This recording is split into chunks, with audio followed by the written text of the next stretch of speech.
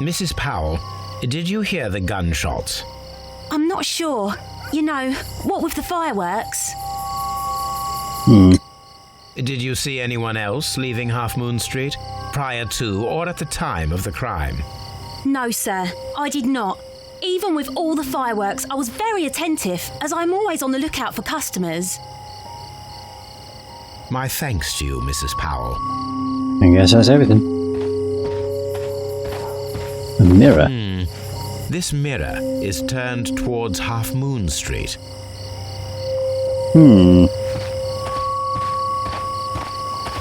With lots of fireworks, you'd know the difference. True. But given where this is set, I don't think gunshots are all too common. But you would think they would know the difference between a firework. I mean, I can't say for sure. I'll do anything to save my brother, Mr. Holmes. Mr. Holmes?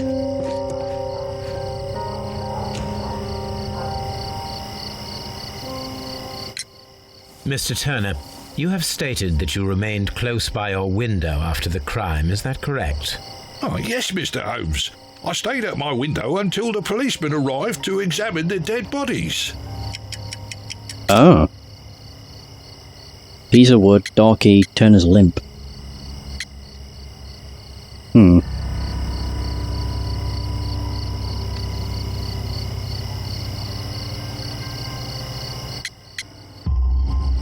That is very interesting, Mr. Turner. Constable Marrow stated that he did not see anyone at the window when he was running through Half Moon Street. Well, I think Constable Marrow and me, we might have been distracted by the whistles and shouts coming from Whitechapel. We could have missed each other somehow. You understand what I mean? It was a bit of a stressful moment, to tell you the truth, sir. Allow me to form my own theories, Mr. Turner.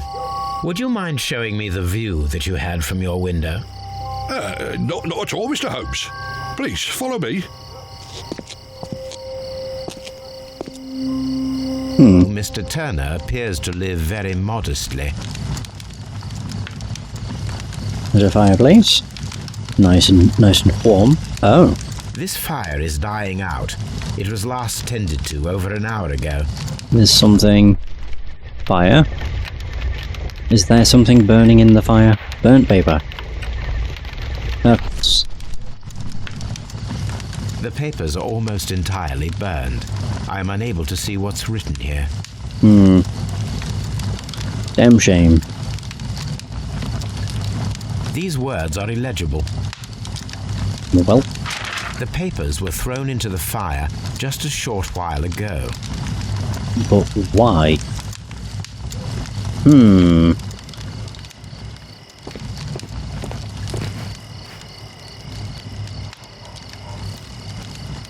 The books on this shelf are in a mess. It looks as though Mr. Turner was trying to find something in a hurry here a short while ago. You're right. Nothing else?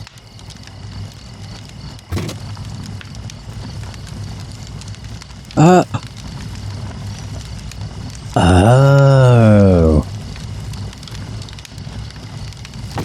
A perfect match. Oh dear. So, Mr. Turner broke his stick when it became stuck between the cobblestones. He did not mention that he was so near to the victims. Huh. Interesting. Wonder how the hell that's going to play into it.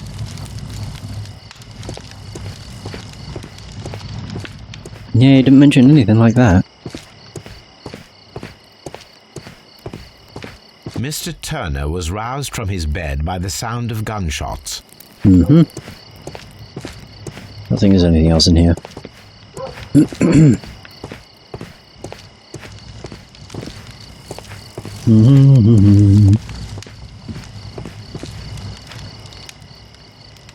Ooh. This kitchen knife is quite sharp.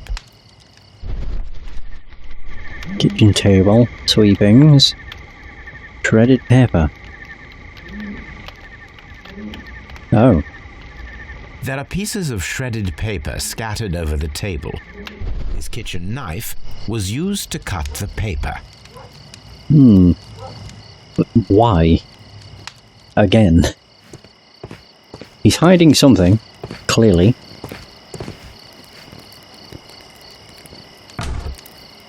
So, that's the view Mr. Turner had when he opened the window. The dead body of Kenneth Butler. Brian Vercotti's contorted corpse. Mr. Turner had a perfect view of the crime scene. He saw the bodies clearly, and Leighton Chapman standing over them. Supposedly. Show the correct sequence of events based on the details. Oh. Approached the body, took something. Ah, broke the stick. Cut papers with knife. Oh, yeah.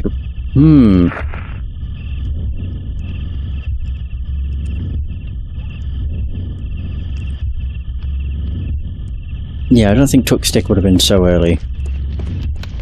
Probably got up from the bed. Oh, not placed the broken stick.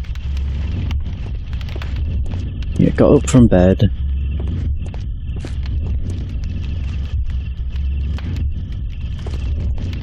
Ah. Opened the window and looked down. Approached the body and took something, broke the stick. Came back in here. Placed the stick. Cut the papers. Threw it.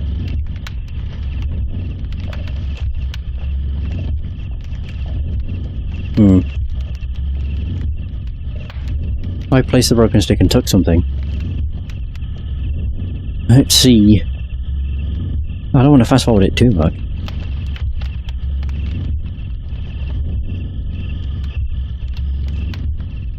I don't have the stick. Oh, he does.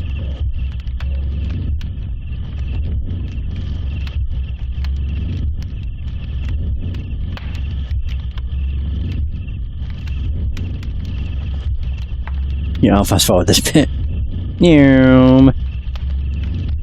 Pulled around, he took something.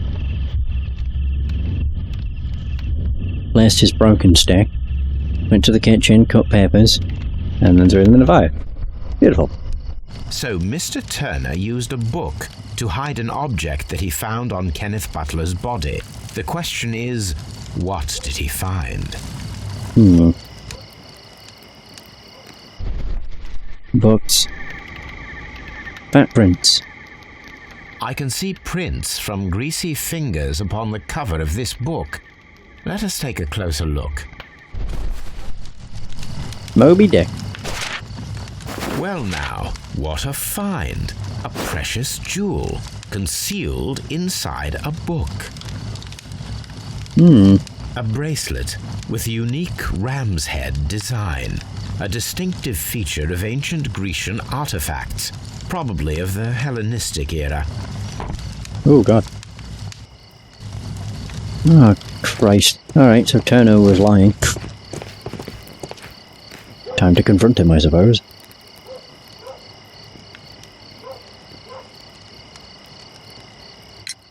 Mr. Turner, how would it be possible for a man of advanced years, such as yourself, to rush from his bed to the window in a matter of seconds, as you have stated? Well, I'm able to move very quickly, despite my age. And when the situation requires it, Mr. Holmes. You have a limp.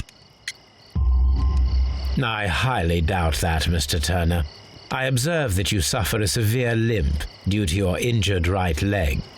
It would have taken at least 10 seconds for you to approach the window. That means you could have easily missed something or someone in Half Moon Street during that time. You're right, Mr. Holmes. I could have missed something. But it did seem to me that everything happened so quickly. Time can pull tricks on you. And what of everything else that you told us? Mr. Turner, it is vital that we have your complete and true statement. Mr. Holmes, I do assure you that the other things I said were most sincere. Again? The antique bracelet?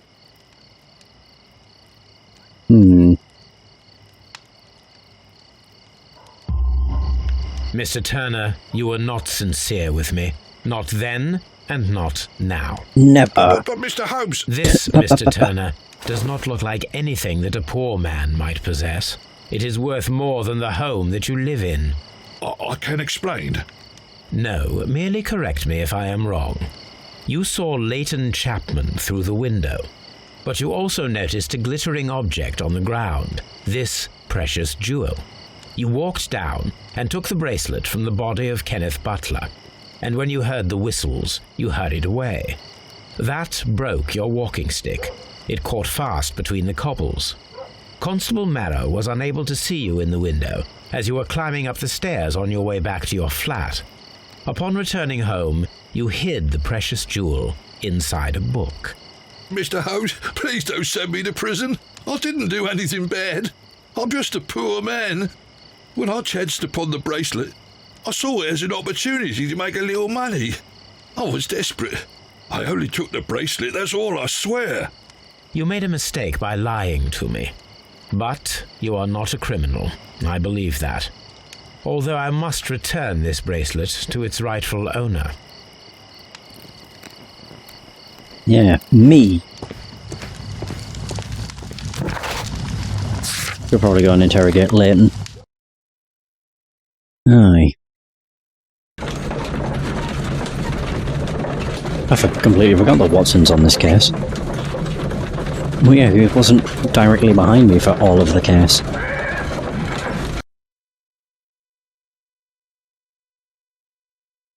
Mr. Holmes, whatever brings you here so late at night? I'm interested in the case of young Leighton Chapman. He was arrested earlier this evening and accused of a double murder. I beg your pardon? That case is quite clear to the police. Or are there any new facts that we don't know about? Who knows, Inspector? Look, you are free to investigate, of course, Mr. Holmes. Chapman was arrested with a revolver in his possession, which you can find in the evidence room. The suspect himself is in custody.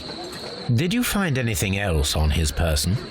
A few personal belongings. Nothing particular, Mr. Holmes. Thank you, Lestrade.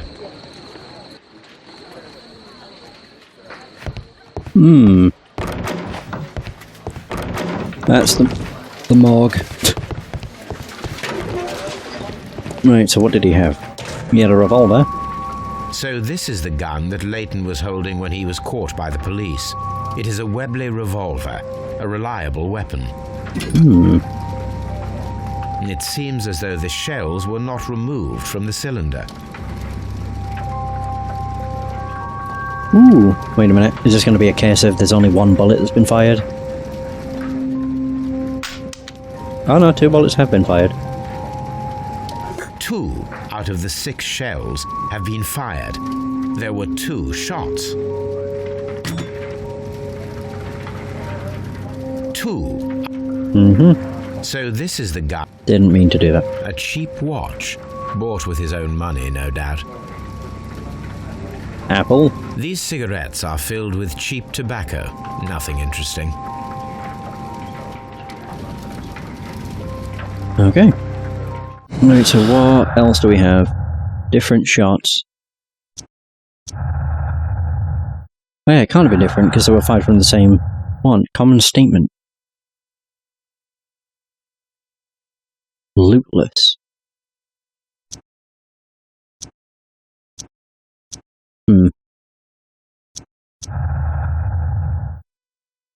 Okay. Still. Simultaneous shots. Firing position. Oh. Turner could hear the contrast between 2 fired shots, as in fact 3 shots were made. But first a single shot was fired, then 2 guns fired simultaneously directly after that. Oh, it could have been. The guy that shot in the head could have shot the guy in the stomach. Maybe. Kenneth Butler and Brian Vacotti were the victims of a double murder. The witness testimonies and the crime weapon clearly point to one possible culprit. Leighton Chapman.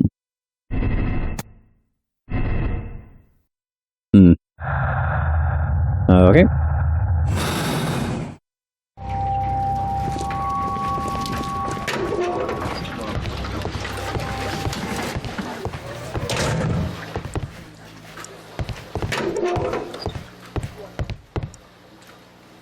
Okay. Oh, there he is. Please escort this suspect for interrogation.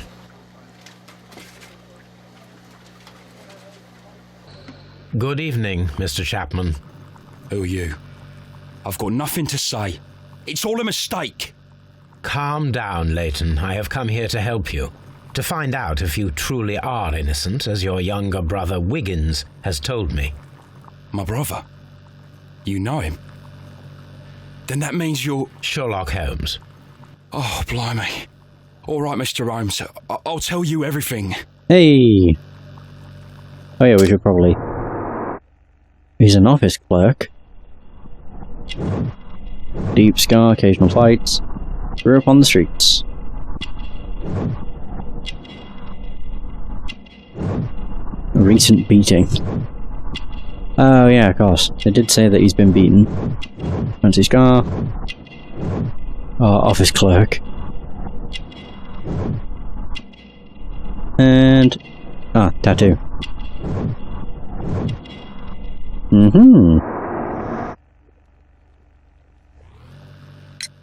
Good. Tell me your account of what happened. I left my work and I hurried up to see the fireworks in Whitechapel. I was late, so I decided to cut through Half Moon Street. I saw the first fireworks light up in the sky. I bumped into a constable on a corner before entering Half Moon. Then suddenly, what with all the firework flare, I saw two men. They were both lying flat in the middle of the street. I stopped where I was. I thought about turning back to the police, but as I was thinking of that, I saw a third person. He was leaning over the body that was furthest from me. The second I saw him, he raised his head and he stared at me. In a flash, I saw his gun, but he made a dash for it instead and he escaped through Whitechapel Street. So you might still have had time to return to the constable. I panicked. I didn't know what to do. Anyway, I approached the bodies just to see if they were still alive. I saw that one had blood pumping out of his stomach. He was dying. It was horrible. The second one was already dead. He had a hole in his head. He was holding a gun in his hand, though. I took it, and then I followed the third man. Ah. Interesting. Pray, continue. I turned a corner, and I saw the man standing in the middle of the street. He seemed to be in some sort of panic. And then, Mr. Holmes, something strange happened. I told the police and they laughed at what I said, but I swear to you, my words are true. I started running towards him. But then I was blinded by a flash. It was so bright that I hardly saw anything for a good dozen seconds. But I kept running forward. As I arrived in Whitechapel, I heard a woman screaming. And then I was caught by the police. But there wasn't a trace of that man. Of course, then they found a gun and all that blood. I couldn't see the murderer escaping and all that mess. Perhaps I was still half-blinded at that moment. A thrilling account, my young man. Leighton, are you able to describe the person whom you saw standing in Half Moon Street? Well, I wasn't able to see his face at all. It was too dark, and he was too far away. I could see his silhouette. And what about that? Nothing so special. He was wearing a jacket. He was quite average in size and his weight. I see. Was there anything else that struck you at the time? No. But perhaps... it's strange, but I can't remember the sound of his footsteps as he was running away. Perhaps it was because of the fireworks or the surprise of me seeing him. Leighton, I confess I am puzzled. Why should a young lad like you take a gun from the hands of a dead man and set off in pursuit of a probable killer? I know. I keep wondering that, but at the time it was like a reflex. A criminal ought to be arrested, and he was armed. You were willing to risk your life. That was a little foolish, unless you wanted revenge. No, Mr. Holmes. I was just being brave and stupid. Ooh. Westgate prisoners.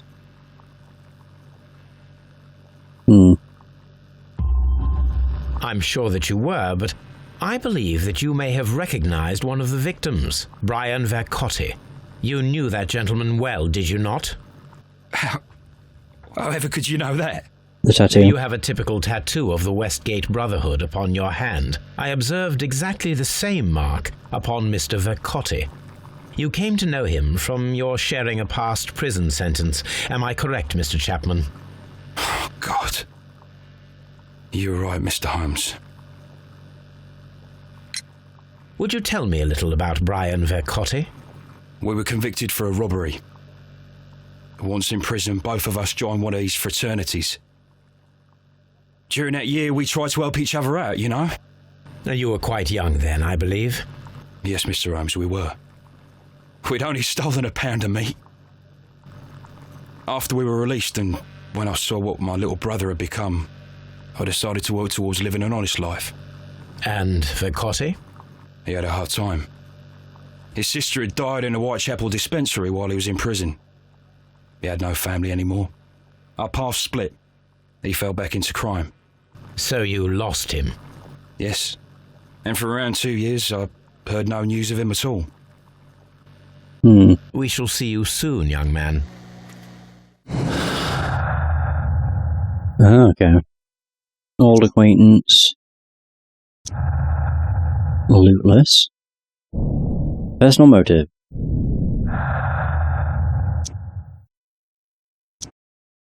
No, that's also not anything. Imaginary man.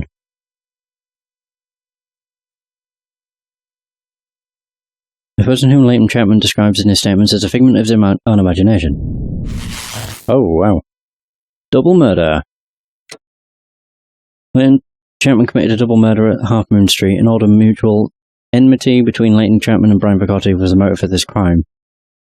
Ah. Okay. I'm not confirming that. I don't believe he did it. So what do I have? Oh yeah, Leighton Chapman. He's in his 20s and is Wiggins' older brother. Growing up on the streets and being a hot-headed lad, he committed a crime for which he served time in Westgate Prison. He's currently detached from his past life and is probably working somewhere as an office clerk. Okay, I need to go search me archives. Easy.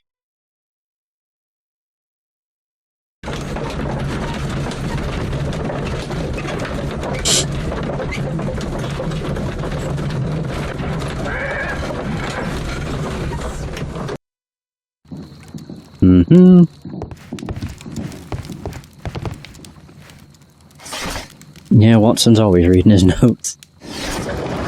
Art and architecture. Antique art of the British Museum. Could be that. Well, there it is. These beautiful antique jewels represent a part of the Hellenistic treasures collection. Depicted are the 5 heads of mountain rams upon a bracelet, necklace, and ring, each made of pure gold.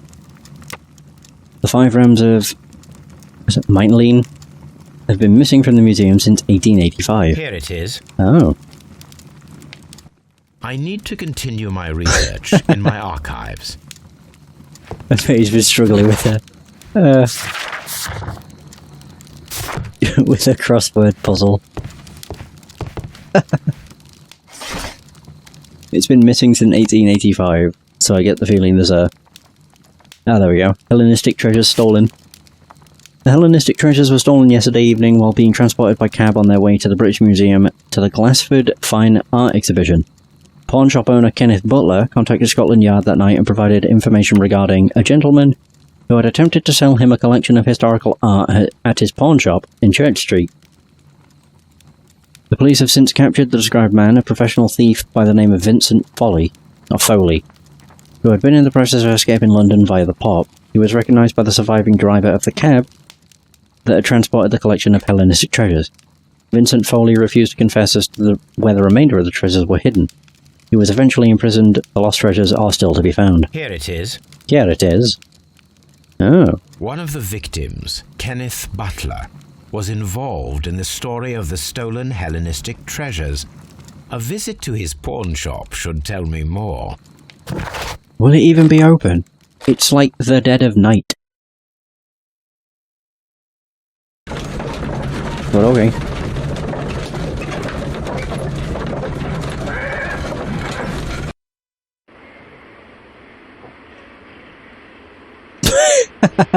That just looks funny. You're not allowed in. Oh god. She just stood outside the gate.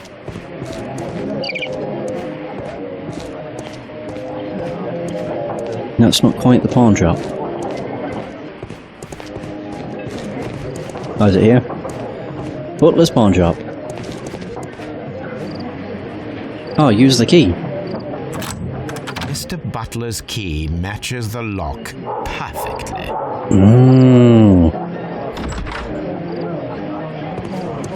Let's let myself in. Ooh, creepy. I see there's a flare gun. A flare pistol. Perhaps it was pawned by a destitute sailor.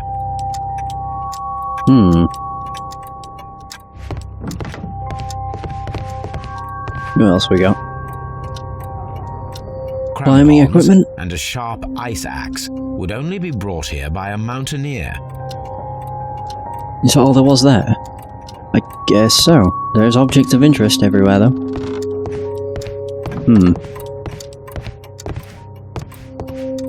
I really should just go into first person, I always forget.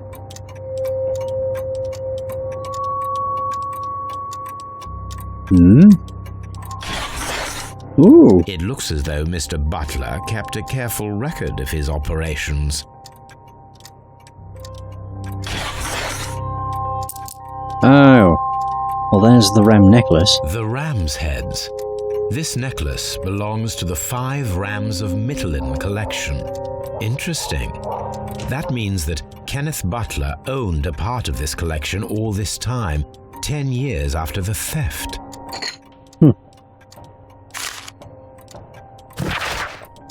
Hello, Kenneth. I remember you once told me about 3 pieces of golden jewellery with ram heads from ancient Greece. You still got them, right? Well, good news for you. I found a man loaded with money who's crazy about those jewels. He's ready to fork out a small fortune. I can arrange a meeting with this money back for you. But I want you to cut me in on the deal. I'll be waiting for you at the crossing of Great Alfie and Half Moon Street on Sunday evening before the fireworks. Brian Facotti. Oh. The third man must have been the guy that was loaded, I guess. Long lost art and Butler's jewels. Oh. Wait, what? Oh. Firing position. Simultaneous shots. I can't do that because it's a logical fallacy. Not that one, this one. Burglary motive, personal motive. Personal. Aha! Double murder again. So if I do burglary motive... Robbery. Oh. So Leighton Chapman committed a double murder at Half Moon Street. His motive was the theft of ancient and valuable treasures. The last piece of the 5 Rams of Mittelin. The ring with the ram head still remains lost. I don't know why you're still pinning it on Chapman, though. Weird. Right, back to Half Moon Street, I suppose.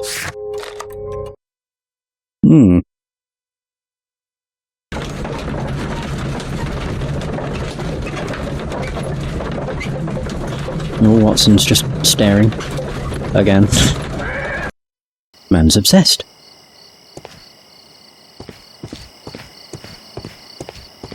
Oh, he's got caught in a stun lock. Just gonna stand there. What? Oh. Curtsy? What's up with you, lad? What are you waiting for? I'm waiting for my brother to be released. Your brother? The one that you caught, beat up and imprisoned. Ah, the murderer. He ain't killed no one, copper. Watch your mouth, lad, else you'll be joining that worthless brother of yours.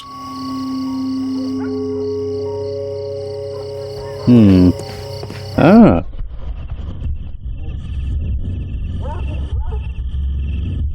One of the victims fired his gun twice. Find out who it might have been. Why are you looking at me?